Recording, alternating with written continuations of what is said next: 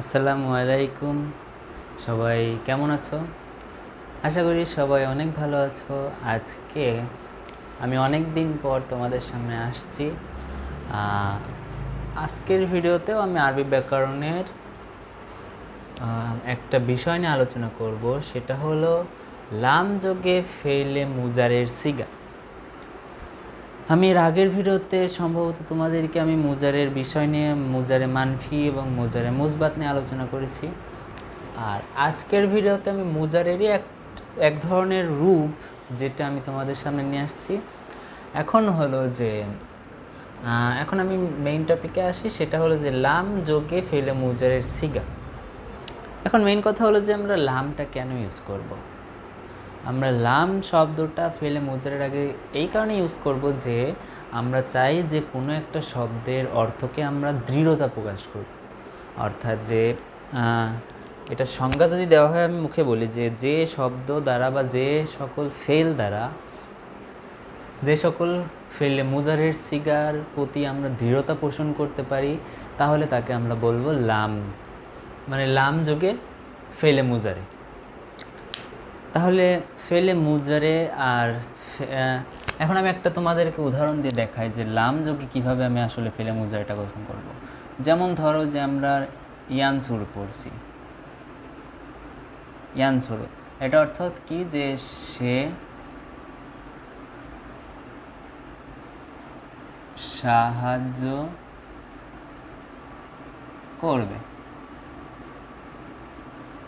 আর যদি আমি এখন এর পূর্বে একটা লাম লাগাই দিই, তাহলে কীরকম অর্থ আসবে? যে সে সাহায্য করেনি। মানে আমি একটা জিনিস যেটা আমি বোঝাতে যাচ্ছি যে আমি এই শব্দটা সাহায্য করেনি একটা দৃঢ়তাভাবে বোঝাতে পারতেছি যে সে আসলে কাজটা করে নাই, অর্থাৎ আমি দৃঢ়ভাবে বলতে পারছি যে আসলে কাজটা করে নাই। এজন্যই আমরা এই সিগাটাকে ব্যবহার করব। এখন কথা যে প্রত্যেকটা সিগার মতোই এখানেও বিভিন্ন রকমের গঠন প্রণালী আছে। এখন সেই গঠন প্রণালীটা আমি বুঝাই দিলেই তোমরা আশা করি এই বিষয়ে ভালোভাবে পারবা। প্রথমেই আসি যে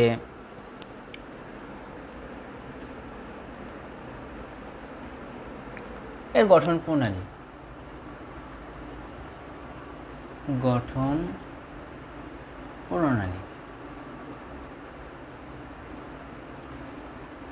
এক নম্বরে সাধারণ একটা কথা যে ফেলে মুজারে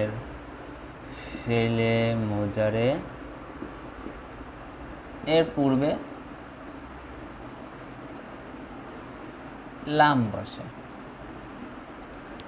এটা হলো এক নম্বর মেইন কথা যে ফেলে মুজারের পূর্বে লাম বসে। এখন যদি 2 নম্বরে আসি, সেটা হলো যে আমাদের যে মুজারের সিগা, আমি সাধারণভাবে যে বসে যে লাম ইয়ানসুরু এরকমভাবে সিগা যদি আমি লিখতে থাকি, তাহলে আসলে লেখাটা ঠিক হবে না। কারণ হলো আমাদের এখানে 5টা শব্দের পূর্বে এই শেষ অক্ষরে আমরা এই সাকিন ইউজ করব। সাকিন বিভিন্নভাবে লেখা হয়, এরকমও লেখা যায়। আমি সাধারণত এটাই লিখি, এই জন্য এটা লিখলাম যে শেষ অক্ষরে সাকিন যুক্ত হবে 5টা সিগা। মোট তো 14টা সিগা, তার মধ্যে 5টা সিগার শেষ অক্ষরে আমাদের এই সাকিন যুক্ত হবে। এখন এই সাকিন যুক্ত হবে হলো 5টা সিগা শেষে। তার মধ্যে প্রথম সিগা হলো যে ওয়াহেদ মুজাক্কার গায়েব। প্রথম সিগা ওয়াহেদ মুজাক্কার গায়েব, অর্থাৎ এইটা হলো যে লাম ইয়ানসুর।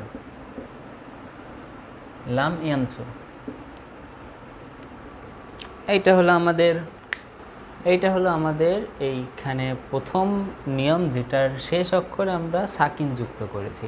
এখন নেক্সট কথায় যদি আসি, তাহলে আমরা ওয়াহেদ মুয়ান্নাস গায়েব, সরি এই রুলের অংশটা এখন আসবে যে ওয়াহেদ মুয়ান্নাস গায়েব। এটা শেষ অক্ষরে আমি আবার যুক্ত করব, তাহলে লাম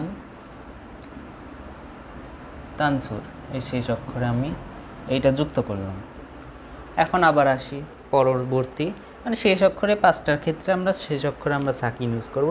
তারপরে যদি আসি যে ওয়াহেদ মুজাক্কার হাজের, ওয়াহেদ মুজাক্কার হাজেরের ক্ষেত্রে, অর্থাৎ এটাও এটা যে লাম তানসুর, লাম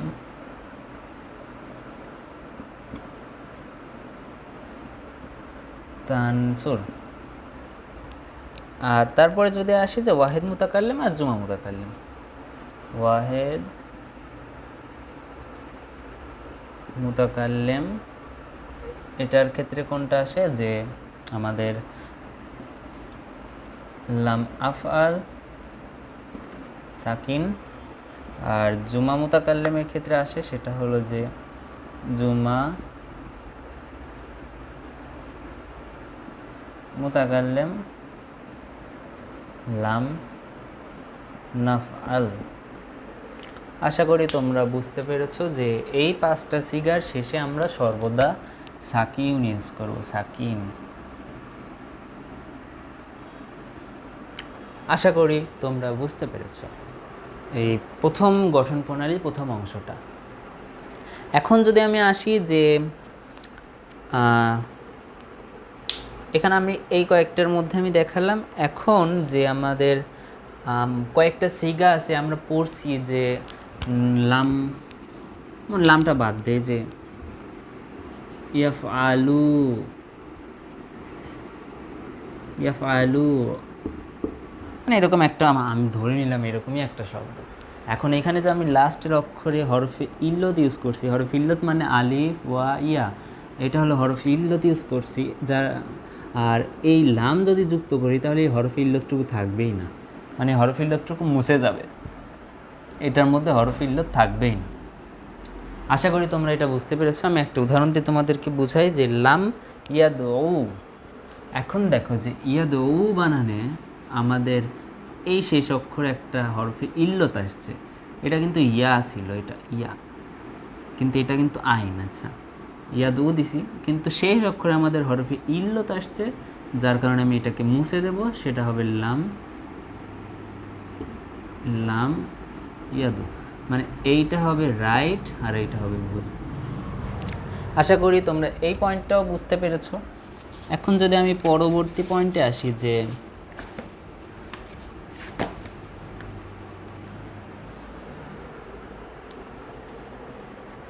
আমি এটুকু মুছে দেই যে এখন আসি যে 7টা সিগার ক্ষেত্রে আমরা হরফে 7টা সিগার ক্ষেত্রে লাস্টের অক্ষরে নুনটা আমরা বাদ দিয়ে দেই।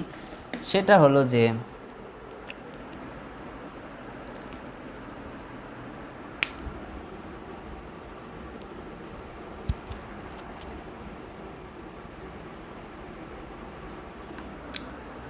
মোট 7টার ক্ষেত্রে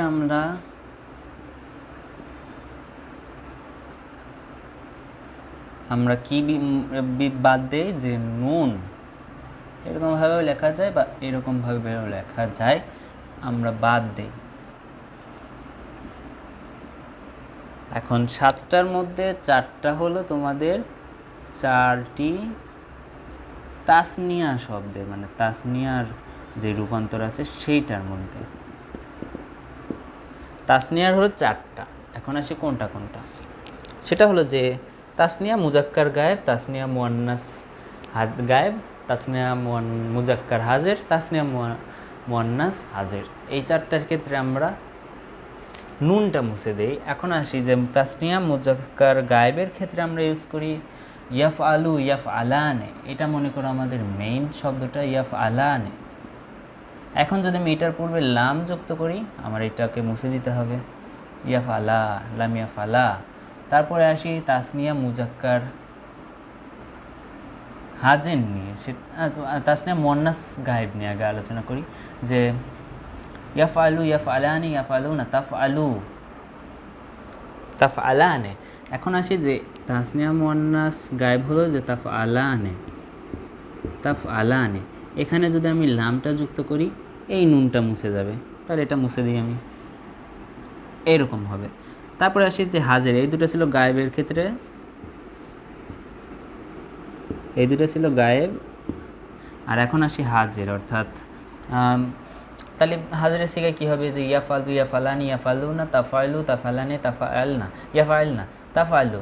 এখন তাফালু তাফালানে, এইখানে দেখো যে তাফ আলানে, এইখানেও নুন আছে, এইখানে আমরা লাম যুক্ত করলে নুনটা মুছে যাবে। তারপরে আসি মুয়ান্নাসের ক্ষেত্রে, এখন তাফালানে তাফালুনা তাফালিনা তাফালানে, আবার এই একই সিগা, সেটা হলো লাম তাফালা। আশা করি তোমরা 7টার মধ্যে এই 4টা বুঝতে পেরেছো। এখন আমি যদি আলোচনা করি সেটা হলো যে আর 3টা তাহলে কোনটা, এটা হলো মেন কথা, যে আর 3টা কোনটা। 3টা হলো জুমার মধ্যে 2টা আছে, যে 2টি জুমা, জুমা 2টা জুমা, সেটা হলো যে জুমা মুজাক্কার গায়েব, জুমা মুজাক্কার হাজির। এই 2টা সিগার ক্ষেত্রে আমরা নুনটাকে মুছে দেই। এখন আসে জুমা মুজাক্কার গায়েব কোনটা, সিগা ধরো জুমা মুজাক্কার গায়েব, ইয়াফালু ইয়াফালানি ইয়াফআলুনা, এই যে আমি আসি যে ইয়াফআলুনা ইয়াফআলুনা, এইখানে ইয়াফআলুনা আছে, লাম যুক্ত করব, তাহলে লাম যুক্ত করলে এইটা বাদ যাবে, বাদ দিলাম, এরকমভাবে। এখন লাস্টে একটা আলিফ দিতে পারো, না দিতে পারো, সমস্যা নেই, এটা দেখবে না তো। এখন আসি যে আর একটা কী ছিল, জুমা মুজাক্কার হাজের। এখন হাজের এক্ষেত্রে কি, সিগা ধরো ইয়াফালু ইয়াফালানি ইয়াফালুনা তাফালু তাফালানি ইয়াফালনা তাফালু তাফালানি তাফআলুনা, এই যে তাফআলুনা, এখানেও নুন আছে, তুমি লাম যুক্ত করো, নুনটাকে বাদ দিয়ে দাও, হয়ে গেল।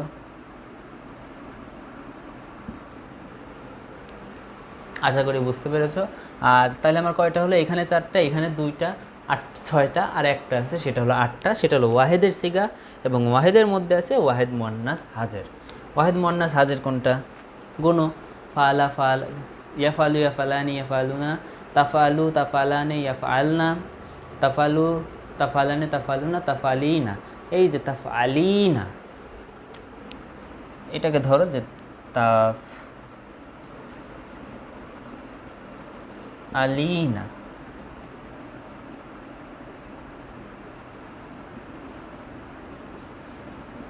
তাফআলিনা, এখানে লাম যুক্ত করলে এই নুনটা বাদ। আশা করি তোমরা বুঝতে পারছো। এখানে যদি আমি এটা বাদ দেই তাহলে ইয়াটা এমন হবে যে তাফআলি, এটা হলো মেন কথা। তাহলে আমাদের গঠন প্রণালীর মধ্যে কী কী আমি আলোচনা করলাম, যে প্রথমে আমরা ইউজ করছি হলো যে একটা শব্দ থাকবে, সেই শব্দটা আমরা মানে মুজায়ের থেকে সাধারণত এটাকে আমরা রূপান্তর করি। তারপরে যদি আলোচনা করছি সেটা হলো যে আমরা 5টা শব্দের শেষে আমরা সাকিন যুক্ত করব, 5টা শব্দ না, 5টা সিগার ক্ষেত্রে। তারপরে আলোচনা করলাম এইটা, যে 7টা শব্দের শেষে আমরা এটাকে ইউজ করব। আর লাস্ট শব্দ সেটা হলো যে 2টা সিগার মধ্যে কোনো রকমের পরিবর্তনই হয় না, সেটা হলো লাম ইয়াফআলনা লাম তাফআলনা। এখন এটা কোনটা, যে জুমা মুয়ান্নাস গায়েব, জুমা মুয়ান্নাস হাজির। জুমা মুয়ান্নাস গায়েব কোনটা, আমি যে কেবলই বললাম লাম, জুমা মুয়ান্নাস গায়েব ধরো, যে জুমা মুয়ান্নাস গায়েব হলো লাম ইয়াফআলনা, এটার ক্ষেত্রে আমরা নুনও বাদ দেবো না, কিছুই বাদ দেবো না। আর তারপরে আরেকটা আছে সেটা হলো জুমা মুয়ান্নাস হাজির, সেটা হলো লাম তাফআলনা, এটার ক্ষেত্রে আমরা নুনও বাদ দেবো না, কিছুই বাদ দেবো না, সরাসরি কথা। আশা করি তোমরা লাম যোগে ফেলে মুজারের সিগাটা বুঝতে পারছো। যদি কোনো রকমের সমস্যা হয় অবশ্যই আমাকে কমেন্ট করবো, আমি ইনশাআল্লাহ রিপ্লাই দেওয়ার চেষ্টা করব। আর আজকের ভিডিও পর্যন্তই, পরবর্তী ভিডিওতে আমি অন্য একটা টপিক নিয়ে আলোচনা করব। আশা করি তোমরা বুঝতে পেরেছো। আমি আজকের ভিডিও পর্যন্তই রাখছি। আল্লাহ হাফেজ, আসসালামু আলাইকুম।